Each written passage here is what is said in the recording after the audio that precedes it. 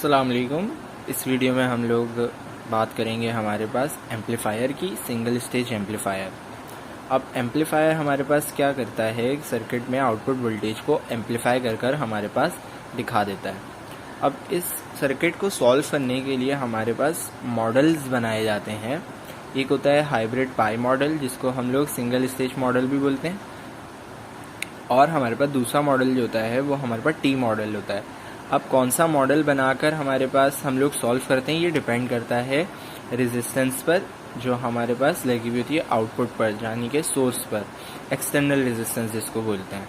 तो हमारे पास pi model में हमारे पास क्या होता है, इनपुट इस तरह यहाँ पर लगा हुआ होता है, ये गेट होता है, ये सोर्स होता है, और ये यहाँ पर ड्रेन होता है, और यहाँ पर हमारे पास IG हमारे पास 0 होता है, क्योंकि ये एक ओपन सर्किट एक्ट करता है। अभी ये जो मॉडल है ये हो सकता है आप लोगों को इतना अच्छे से समझ में ना आ रहा हो, क्योंकि यहाँ पर कोई सर्किट अटैच नहीं है। ये सिर्फ एक छोटा सा मॉडल बनाकर दिखाया है कि पाई मॉडल ऐसा दिखता है। जब सर्किट अटैच हो जाता है ना इसके साथ, फिर पता लगता है कि ये इस तरीके से सॉल्व होता है। फिर हमारे पास हम लोगों को आसानी हो जाती है समझने में कि पाई मॉडल यूज़ किस तरीके से करते हैं। ये GMVGS होता है, ये ड्रेन करंट है, यहाँ पर हमारे पास ये R0 रेजिस्टेंस है, और यहाँ पर हमारे पास आउटपुट वोल्टेज मेजर किया जाता है ड्रेन से। अब टी मॉडल किस तरीके से होता है, टी मॉडल हमारे पास कुछ इस तरीके से दिखता है। टी मॉडल में हमारे पास यहाँ पर GMVGS आ जाता है, ये ड्रेन, ये सोर्स, ये गेट, और ये गेट करंट हमारे पास कितना होता है, 0, जैसे कि हमने पाई मॉडल में देखा था। ये भी वही है, बस मॉडल का नाम हमारे पास टी मॉडल है। टी मॉडल इस तरीके से बनता है, चीज़ें वही होती हैं।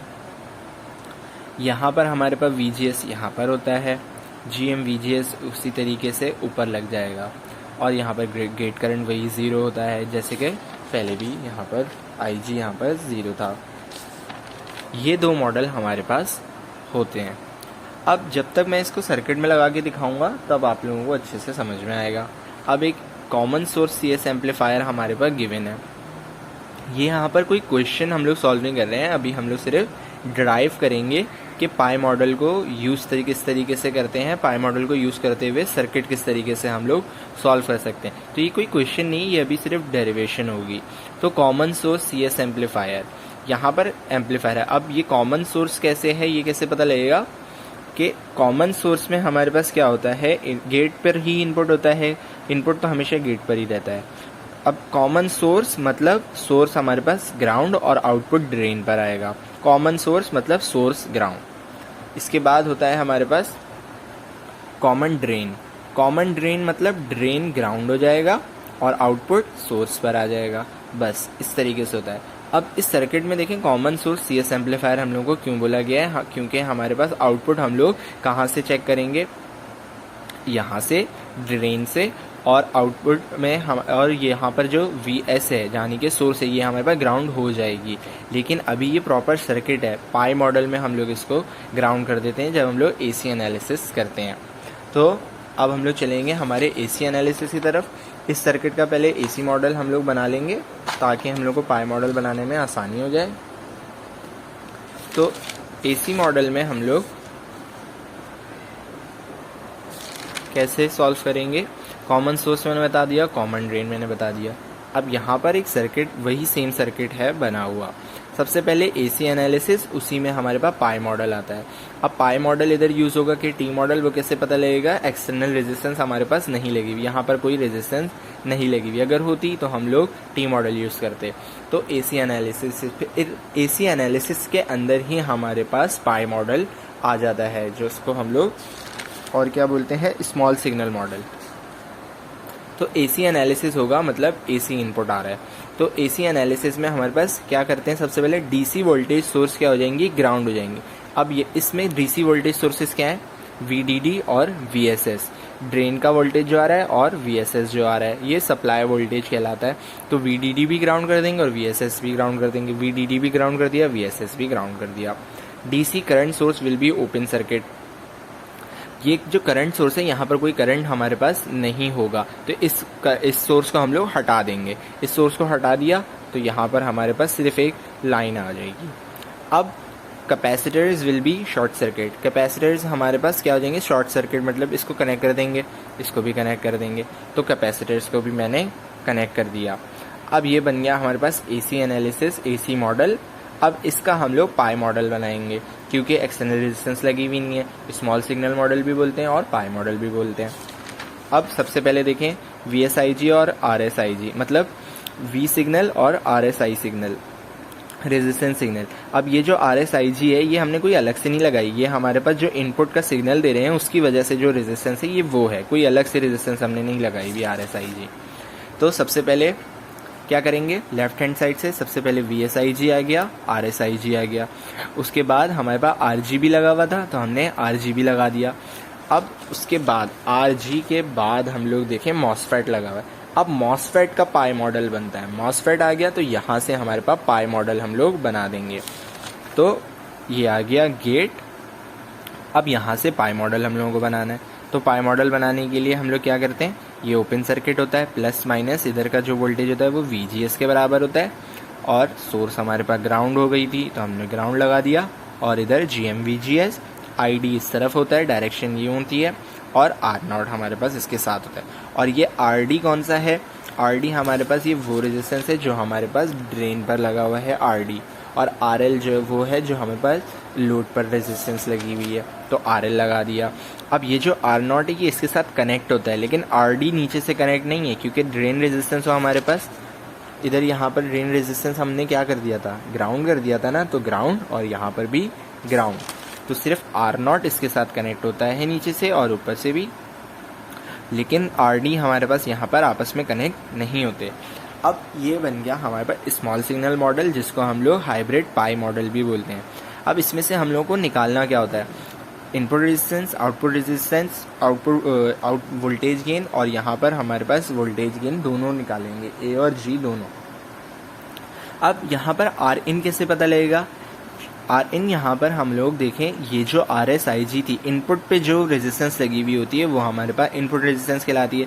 अब यहाँ पर इनपुट रेजिस्टेंस ये वाली क्यों नहीं ली हमने, मतलब हम लोग लिख सकते थे कि RN RG ये पैरेलल है तो RG पैरेलल RSIG, ये ऐसे क्यों नहीं करा, क्योंकि ये जो RSIG है ये सिग्नल जो इनपुट हम लोग दे रहे हैं उसकी वजह से जो रेजिस्टेंस हो रही है वो है, तो इसको हम लोग निगलेक्ट करते हैं। जो सिर्फ इसके अलावा हमारे पास इनपुट रेजिस्टेंस लगी हुई है वो कौन सी है, RG, तो इनपुट रेजिस्टेंस हमारे पास क्या हो गई, RG।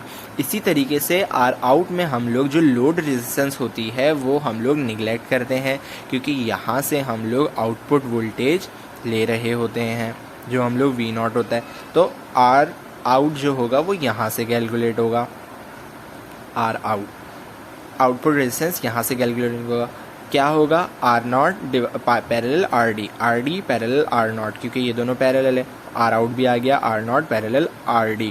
अब ये VSIG और VGS हमारे पास बराबर क्यों होते हैं, क्योंकि देखें VSIG और VGS दोनों पैरेलल लगे हुए हैं, तो इधर जितना वोल्टेज होगा उधर ही सेम वोल्टेज यहाँ पर होगा VGS, तो ये दोनों वोल्टेजेस आपस में बराबर होते हैं।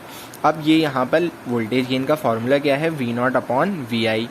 अब V0 हम लोग देख सकते हैं कि अगर मैं इधर से V0 निकालूं तो क्या होगा, करंट इंटू IR होता है, यहाँ पर करंट कितना है, ID into R0 parallel RD parallel RL, क्योंकि इसको मुझे सॉल्व करना पड़ेगा, इसकी इक्विवेलेंट रेजिस्टेंस निकालनी पड़ेगी, तो यहाँ पर सिंपल V = IR का फॉर्मूला लगा, करंट कितना है ID, और ये यहाँ पर रेजिस्टेंस कितनी है R0 RD RL, और माइनस क्यों लगा, क्योंकि करंट की डायरेक्शन इस तरफ थी, तो हम लोगों ने V0 की जगह क्या लिख दिया, ये VI, इनपुट रेजिस्टेंस हमारे पास, इनपुट वोल्टेज कितना है VGS हमारे पास बराबर है, तो मैंने VGS लिख दिया।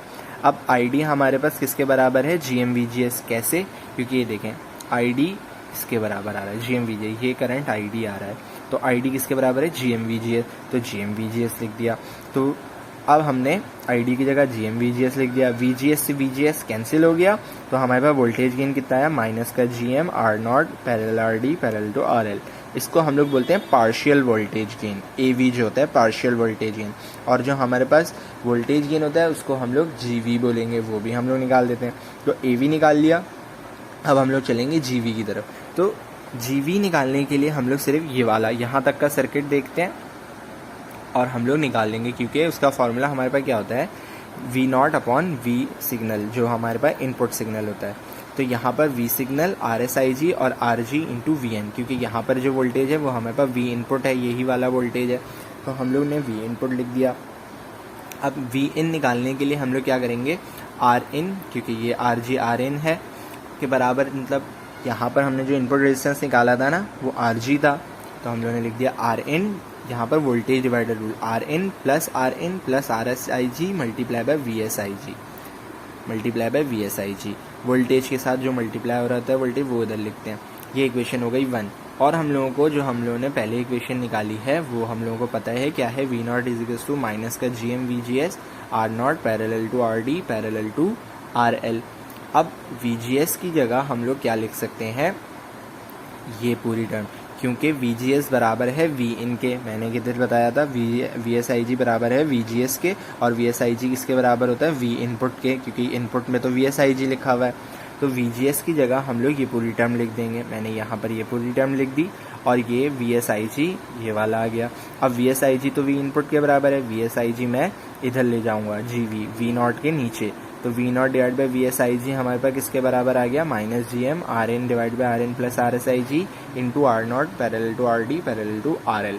यहाँ पर हमारे पास हो गया voltage gain, AV partial voltage gain होता है, GV हमारे पास टोटल वोल्टेज गेन। तो इस तरीके से हम लोगों ने ये सर्किट को सॉल्व कर लिया, इसकी चीज़ों को निकाल लिया। अब मिलते हैं अपनी नेक्स्ट वीडियो में। आई होप आप लोगों को समझ में आया होगा। अगर कोई क्वेश्चन हो तो आप लोग बता सकते हैं। Thank you so much and अल्लाह हाफिज़।